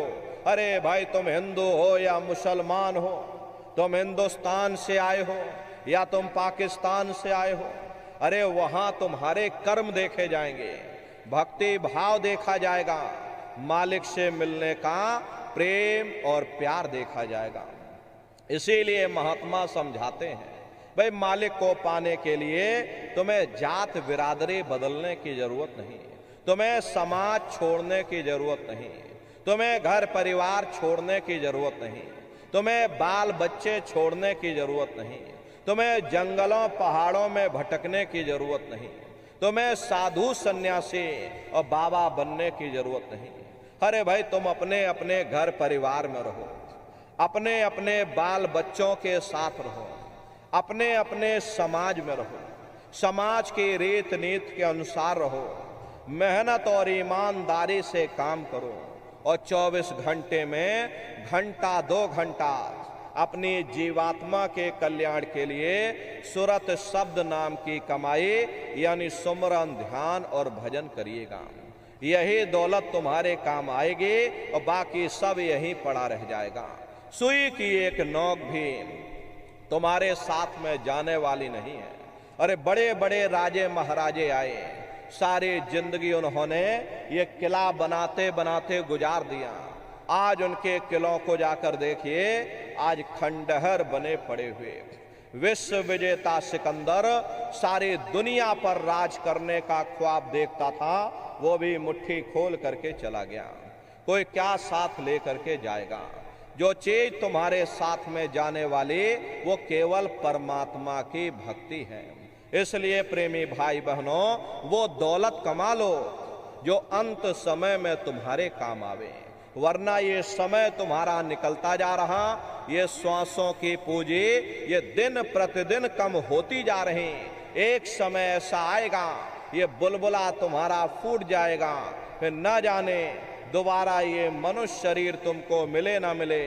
अरे भटकते रह जाओगे युगों युगों के लिए नरकों और चौरासियों में। इसलिए प्रेमी भाई बहनों, अहो भाग्य है आपका, आपको ये मनुष्य शरीर मिल गया। इस मनुष्य रूपी मंदिर में बैठ करके वो आत्मधन कमा लो, वो रूहानी खजाना कमा लो, जिससे तुम्हारी जीवात्मा का कल्याण हो जावे। तो सुमरन ध्यान और भजन नित्य नियम से आप लोग करिएगा और सभी लोग शाकाहारी रहना, क्योंकि हमारे गुरु महाराज ने शाकाहार पर विशेष जोर दिया। गुरु महाराज हमारे कहते थे कि बच्चे बच्चियों तुम लोग शाकाहारी रहना, शाकाहार का प्रचार करते रहना, इसी से देश और दुनिया में भारी परिवर्तन होगा। प्रेमी भाई बहनों, परिवर्तन कोई कानून बनाने से नहीं होता, परिवर्तन कोई आंदोलन करने से नहीं होता, परिवर्तन कोई तोड़फोड़ करने से नहीं होता। परिवर्तन तब होता है जब लोगों के विचार बदलते हैं, लोगों की भावनाएं बदलती हैं। और विचार जब बदलेंगे जब लोगों का खान पान शुद्ध होगा। देसी कहावत है, भाई जैसा खाए अन्न वैसा होए मन। जब इंसान पशुव्रती भोजन करेगा तो उसकी बुद्धि स्वतः ही पशुओं जैसी हो जाएगी, सोच विचार उसका चिंतन स्वतः ही पशुओं जैसा हो जाएगा। फिर जिस शराब के नशे में माँ बहन बेटी की पहचान खत्म हो जाए, उस शराब को पी करके यह कैसे पता चलेगा कि क्या अच्छा और क्या बुरा है। यही कारण है कि आज घर समाज में ये दुनिया भर के अत्याचार और दुनिया भर के व्यभिचार फैले हुए। अरे हम लोग देखो मंदिर बनवाते हैं, उन मंदिरों में नहा धो करके जाते हैं, कहते भाई परमात्मा के रहने की जगह है, हमको नहा धो करके जाना चाहिए, फूल अगरबत्ती ले जाना चाहिए। कोई उन मंदिरों में कूड़ा कचड़ा नहीं डालता। अगर कूड़ा कचड़ा डालोगे तो आपस में लाठियां चल जाएंगी। फिर ये जो हरि मंदिर है, ये पंच भौतिक शरीर जिसे महात्माओं ने हरि मंदिर कहा, इसमें तुम हाड़ मांस के लोथड़े डालते हो, इसमें तुम शराब के कतरे डालते हो।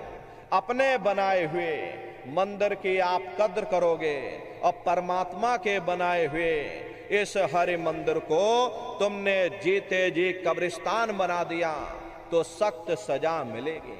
हरे महात्माओं ने लिखा है कि तिल भर मच्छी खाए के कोट गौ दे दान और काशी करवट जा मरे और निश्चय नरक निदान। यदि तिल भर भी मच्छी खा करके फिर चाहे कोटान कोट गौओं का तुम दान करो और काशी में जा करके और मत्था रगड़ते रगड़ते अपनी पूरी जिंदगी वहां पर गुजार दो, फिर भी तुमको तुम्हारे गुनाहों की सजा मिलेगी, कोई बच नहीं सकता। क्योंकि ये कर्म भूमि है, यहां तुम जैसे कर्म करोगे वैसा फल तुमको मिलेगा। देखिए इस कर्म भूमि पर कृष्ण भगवान तक नहीं बच पाए। उस समय बाली को छिप करके बाण मारा था, वही बाली कृष्ण अवतार में बहेलिया बन करके आ गया। कृष्ण भगवान के पैरों में पद्म चमकता था, हिरण की आंख समझ करके और बहेलिये ने निशाना मार दिया और जब पास में आकर के देखा कृष्ण भगवान थे, अफसोस करने लगे। लेकिन कृष्ण भगवान ने उसको समझाया कि भाई इसमें तुम्हारा कोई दोष नहीं, उस समय हमने तुमको मारा, आज तुमने हमको मार दिया, हमारा तुम्हारा अदला बदला पूरा हो गया। कर्म प्रधान विश्व रच राखा, जो जस करे सो तस फल चाखा। ये कर्मों का ऐसा देश है, यहां तुम जैसे बीज बोगे वैसे ही फसल काटोगे। इसलिए प्रेमी भाई बहनों, आपसे हमारी प्रार्थना है कि आप लोग शाकाहारी रहिएगा। कोई ऐसा नशा मत करना जिससे बुद्धि तुम्हारी पागल हो जाए। ये तरह तरह की बीमारियां जो आज के समय में आ रही हैं, इसका मुख्य कारण एक ही है, लोगों का खान पान गंदा हो गया। अरे आप अपनी बुद्धि से विचार करिएगा, इंसानों के खून में जब जानवरों का खून मिल जाएगा, इंसानों के अंदर जब जानवरों के कीटाणु पहुंच जाएंगे तो ना जानवरों की दवा काम में आएगी, ना इंसानों की दवा काम में आएगी। तो परिणाम क्या होगा? ऐसी महामारियां फैलेंगी। इसलिए प्रेमी भाई बहनों, आपसे हमारी प्रार्थना है कि आप लोग शाकाहारी रहिएगा। कोई ऐसा नशा मत करना जिससे बुद्धि तुम्हारी पागल हो जाए और घर में माँ बहन बेटी की पहचान खो दो। अरे आप अपने आप को कट्टर हिंदू मानते हो, अरे भाई हम कट्टर हिंदू हैं, हमसे बड़ा दुनिया में कोई सनातनी नहीं, हम धर्म के ठेकेदार हैं, हम राम को मानने वाले हैं और हम कृष्ण को मानने वाले। अरे आप राम को मानते हो और आप कृष्ण को मानते हो तो उनके आदर्शों पर भी चलना सीखो। राम ने कभी नहीं कहा कि तुम मांस खाओ, या कृष्ण ने कभी नहीं कहा कि तुम शराब पियो। जितने देवी देवता अवतार हुए सभी यही कह करके गए कि अहिंसा परमो धर्मा। अगर हमने किसी को बनाया नहीं तो मिटाने का अधिकार हमारे पास नहीं। अरे आप इंसान हो, इंसान का काम है दया करने का और दया धर्म का मूल है। इसलिए आप जीवों पर रहम करो, रूहों पर रहम करो। सभी लोग शाकाहारी रहना, शाकाहार का प्रचार अपने अपने क्षेत्रों में बराबर आप लोग करते रहिएगा। अरे सतयुग कैसे आएगा? राम राज कैसे आएगा? राम राज कोई नारा लगाने से नहीं आएगा, राम राज कोई भाषण देने से नहीं आएगा, राम राज कोई निंदा चुगली आलोचना बुराई करने से नहीं आएगा। राम राज जब आएगा जब आप लोग धर्म का प्रचार करोगे, और धर्म का प्रचार करने की जिम्मेदारी हम सभी प्रेमी भाई बहनों की है, क्योंकि हम सभी लोग अपने गुरु के मेहनत और पसीने के जलाए हुए चिराग हैं। अगर एक एक चिराग एक एक गांव में पहुंच जाएगा, ये पूरा गांव प्रकाशवान हो जाएगा, ये पूरा समाज प्रकाशवान हो जाएगा। गुरु महाराज के संदेशों को जन जन के बीच में पहुंचाने की जिम्मेदारी हम सभी प्रेमी भाई बहनों की है। हमारे गुरु महाराज कह करके गए कि बच्चा गांव गांव में तुम भजन केंद्र की स्थापना करो, गांव गांव के लोग भजन करने लग जाएं, गांव गांव में सत्संग होने लग जाए, गांव गांव के लोग शाकाहारी हो जाएं, गांव गांव के लोग सदाचारी हो जाएं, गांव गांव के लोग चरित्रवान हो जाएं, आंखों में माँ बहन बेटे की पहचान कायम हो जाए। जब हमारा ये गांव बदल जाएगा तो ये पूरा समाज बदल जाएगा, निश्चय ही कलयुग में सतयुग आ जाएगा। इसलिए प्रेमी भाई बहनों, धर्म के प्रचार में आप सभी लोग अपना अपना योगदान दीजिएगा। देखिए, हमारे गुरु महाराज परम संत बाबा जय गुरुदेव जी महाराज ने एक अच्छे समाज के निर्माण के लिए, चरित्रोत्थान के लिए, लोगों को शाकाहारी और सदाचारी बनाने के लिए 116 वर्ष की आयु तक अथक और मेहनत परिश्रम किया। हमारे गुरु महाराज ने अपने गुरु की याद में, देखिए, मथुरा आश्रम पर इतना विशाल मंदिर बनवाया। गुरु महाराज हमारे कहते थे, बच्चा मंदिर का वो देवता वहां पर बैठ करके बरकत बांट रहा। अरे आप लोग आइए, वहां कोई रुपया पैसा नहीं चढ़ाया जाता, कोई चंदा चुटकी नहीं। अरे आप लोग आए, मंदिर के देवता के सामने अपनी एक बुराई को चढ़ा दीजिए। वहां पर बुराई चढ़ाई जाती है कि हम आज से मांस मछली नहीं खाएंगे, हम आज से अंडा शराब का सेवन नहीं करेंगे, हम आज से झूठ नहीं बोलेंगे, हम आज से किसी को धोखा नहीं देंगे। अरे आप अपनी एक बुराई चढ़ा दो, आपकी एक मनोकामना पूरी होगी। ऐसा वरदानी मंदिर गुरु महाराज ने अपने गुरु की याद में मथुरा आश्रम पर बनवाया।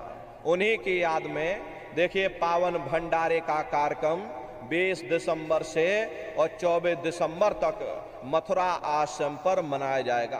तारीख आप लोग याद रखिएगा, 20 से 24 दिसंबर तक पूज्य दादा गुरु महाराज का ये पावन भंडारे का कार्यक्रम होगा। तो आप सभी प्रेमी भाई बहन भंडारे के कार्यक्रम में सपरिवार पधारिएगा। देश के कोने कोने से दसियों लाख की संख्या में सत्संगी प्रेमी भाई बहन मथुरा दरबार में पधारते हैं और उनके रहने ठहरने के लिए वहाँ टेंट रावटी डेरे लगाए जाते हैं। भोजन पानी के लिए अलग अलग जिलों के निःशुल्क भंडारे वहाँ पर चलते हैं। अपना बहुत बड़ा आश्रम है, करीब करीब 10 किलोमीटर के व्यास में अपना आश्रम बना हुआ, यह वहीं पर ये कार्यक्रम होता है। अपने आश्रम पर गुरु महाराज के एक छोटे से गौशाला भी है। गुरु महाराज के पास में कुल 2 गाय थी। 2 गायों का ही इतना बड़ा परिवार है कि आज के समय में करीब करीब 3000 गायें हैं और 3000 के ऊपर सांड हैं। गौशाला अलग है और नंदीशाला अलग है। किसी को बाहर नहीं भेजा जाता, क्योंकि हमारे गुरु महाराज कह करके गए कि बच्चा इनको यहीं रखना, अगर बाहर भेज दोगे लोग मार देंगे, काट देंगे। इसीलिए चाहे गाय हो या चाहे बैल हो, हमारे यहाँ किसी को बाहर नहीं भेजा जाता। गायों के लिए अलग से गौशाला बनी है और सांडों के लिए अलग से नंदीशाला है। उसी के बगल में अपना एक बहुत बड़ा विद्यालय है, इंटर कॉलेज है, जिसमें 2,500 से 3,000 बच्चे निःशुल्क विद्या अध्ययन करते हैं। कॉपी किताब, पढ़ाई लिखाई, भोजन पानी बिल्कुल निःशुल्क है। उसी के बगल में अपना एक बहुत बड़ा अस्पताल है। प्रेमी भाई बहनों, वो गुरु महाराज की कर्म भूमि है और गुरु महाराज की जन्म भूमि, जहां पर हमारे गुरु महाराज का जन्म हुआ, जिला इटावा, ग्राम खितौरा में है। जैसा भव्य मंदिर मथुरा दरबार में बनाया हुआ, उसी तरह से भव्य मंदिर गुरु महाराज की जन्म भूमि पर बन करके तैयार हो चुका। ये जो आप पोस्टर देख रहे हो, ये गुरु महाराज की जन्म भूमि का ही मंदिर है। और इधर जो ये पोस्टर लगा है, ये मथुरा दरबार का मंदिर है। प्रेमी भाई बहनों, समय निकाल करके अपने दरबार में आप पधारिएगा, अपने अपने बच्चों को भी साथ में लेकर के आइएगा।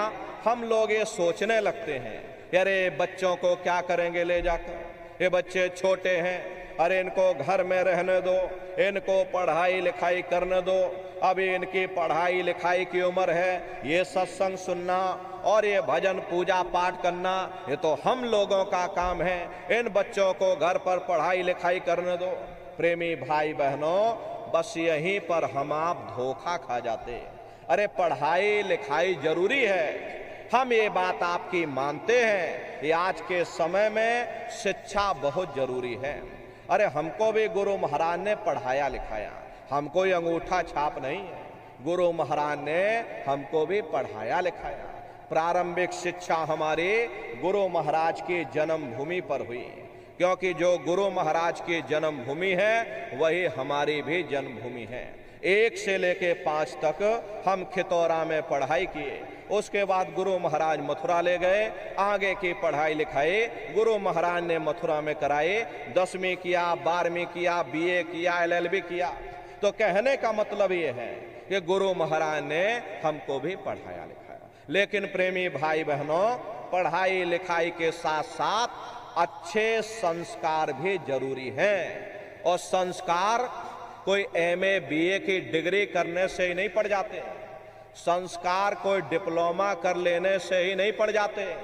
अगर MA BA की डिग्री कर लेने से ही बच्चों के अंदर संस्कार पड़ गए होते तो हिंदुस्तान में इतने वृद्धाश्रम न खोले जाते। अरे संस्कार पढ़ेंगे महात्माओं के वचनों से, संस्कार पढ़ेंगे सत्संग के माध्यम से। ये बच्चे देश के भविष्य हैं, इन बच्चों के अंदर अच्छे संस्कार डालना ये समय की बहुत बड़ी मांग है। अरे आज के समय में बच्चों के अंदर संस्कारों की कमी देखी जा रही है, वरना पहले के समय में अकेले माँ बाप अपने 4-4 बच्चों को पाल लेते थे, लेकिन आज के समय में वही 4-4 बच्चे, वही MA BA और डिग्री और डिप्लोमा किए हुए बच्चे अपने माँ बाप को रोटी नहीं खिला पा रहे। शादी हो जाती है, घर परिवार बांट करके रख दिया, जमीन जायदाद बांट करके रख दी, चूल्हा चौका बांट करके रख दिया, यहाँ तक कि माँ बाप को भी बांट करके रख दिया। 10 दिन तुम हमारे घर में छोड़ दो और 10 दिन बाद तुम अपने घर ले जाना। प्रेमी भाई बहनों, ये सब क्या है? ये संस्कारों की कमी है माताओं बहनों। अरे बच्चे तुम्हारी धरोहर हैं, ये बच्चे तुम्हारे जीवन की पूंजी है। अरे अपनी पूंजी को संभाल करके रखिएगा। इन बच्चों को आप बचपन से तैयार करिए, इनको आप अच्छी शिक्षा देना, इनको अच्छे संस्कार देना, इनको शाकाहारी बनाना, इनको सदाचारी बनाना, इनको चरित्रवान बनाना। हर इनको भी तुम राम और कृष्ण बना दो, यही बच्चे बड़े हो करके माँ बाप का नाम रोशन करेंगे, घर और समाज का नाम रोशन करेंगे। इसलिए प्रेमी भाई बहनों, अपने अपने बच्चों के साथ, इष्ट मिष्ट परिवार वालों के साथ आप सभी प्रेमी भाई बहन भंडारे के कार्यक्रम में सपरिवार सादर आमंत्रित हैं। आप लोग पधारिएगा। सुमरन, ध्यान और भजन बराबर आप लोग करते रहना। इतना जान लीजिए प्रेमी भाई बहनों, ये रास्ता बिल्कुल सच्चा है।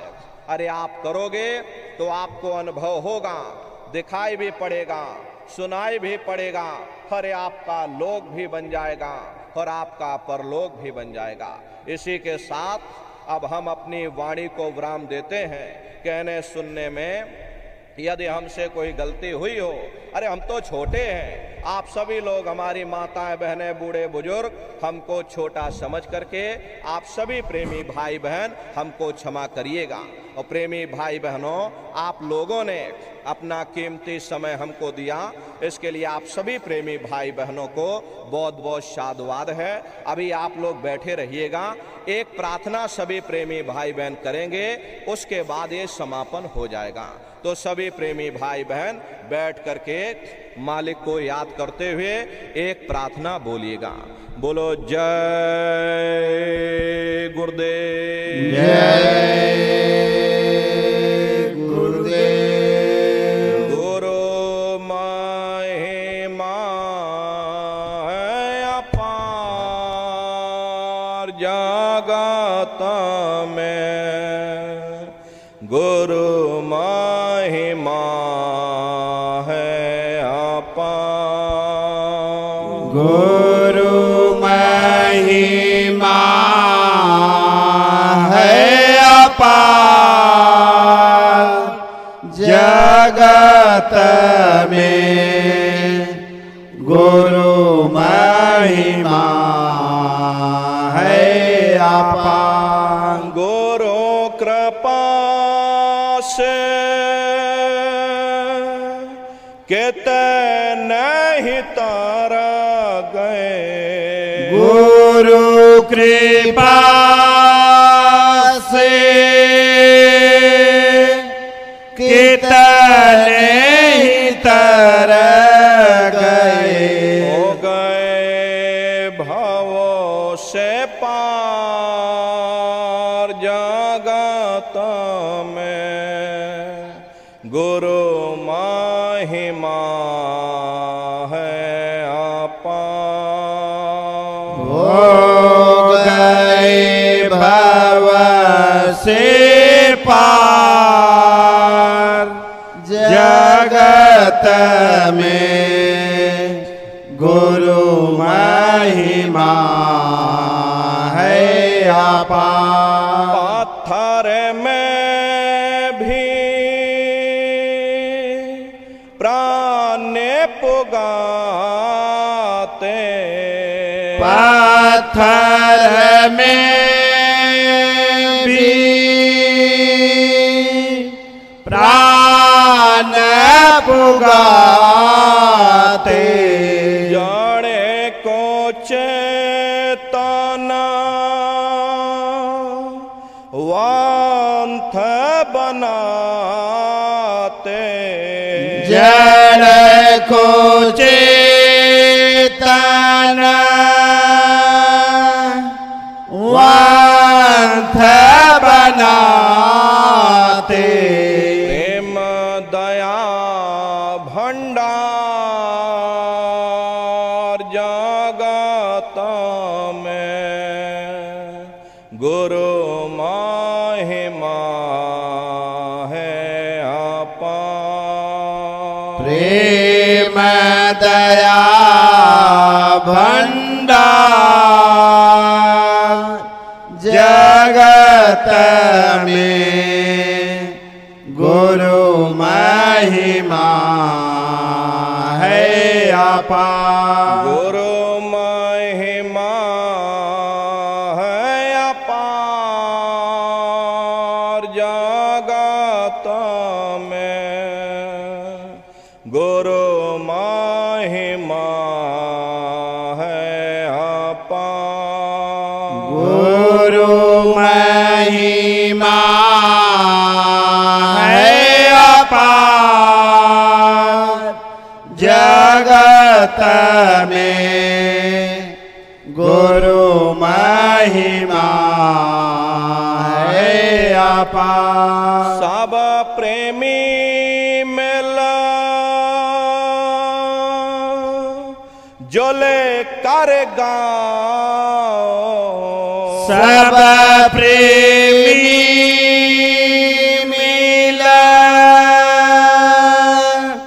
जुल कर गाओ, गुरु नाम की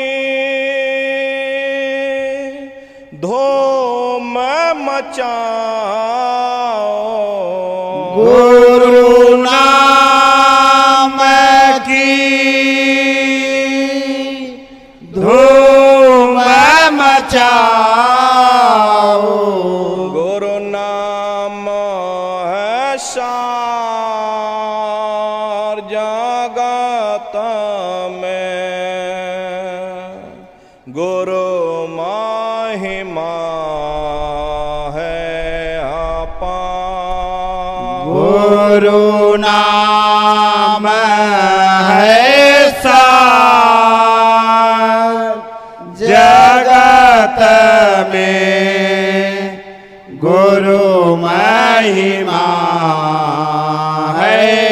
अपार गुरु महिमा है अपार